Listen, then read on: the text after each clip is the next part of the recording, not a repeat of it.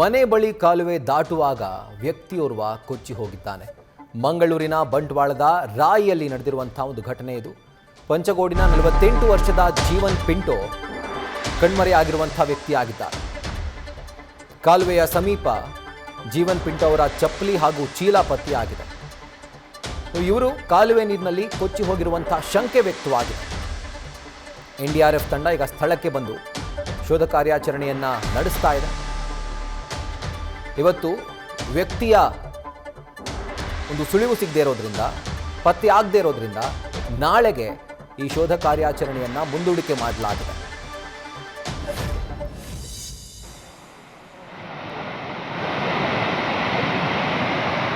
ಇಷ್ಟು ರಭಸವಾಗಿ ಹರಿತಾ ಇರುವಂಥ ಒಂದು ನೀರಿನಲ್ಲಿ ಇದನ್ನು ದಾಟೋಕೆ ಹೋದಂತಹ ಸಂದರ್ಭದಲ್ಲಿ ಮಂಗಳೂರಿನ ಬಂಟ್ವಾಳದ ರಾಯಿಯಲ್ಲಿ 48 ವರ್ಷದ ಜೀವನ್ ಪಿಂಟೋ ಕಣ್ಮರೆಯಾಗಿದ್ದಾರೆ. ಬಹುಶಃ ಆ ಕಾಲುವೆಯ ಬಳಿ ಅವರ ಚಪ್ಪಲಿ ಹಾಗೂ ಚೀಲ ಪತ್ತೆ ಆಗಿದ್ದರಿಂದ ಈ ನೀರಿನ ಸೆಳೆತಕ್ಕೆ ಒಳಗಾಗಿ ಅವರು ಕೊಚ್ಕೊಂಡು ಹೋಗಿರುವಂಥ ಶಂಕೆಯನ್ನು ಈಗ ವ್ಯಕ್ತಪಡಿಸಲಾಗ್ತಾ ಇದೆ. ಇದಕ್ಕೆ ಸಂಬಂಧಪಟ್ಟಂತೆ NDRF ತಂಡ ಸ್ಥಳಕ್ಕೆ ಬಂದು ಶೋಧ ಕಾರ್ಯಾಚರಣೆಯನ್ನು ನಡೆಸಿತ್ತು.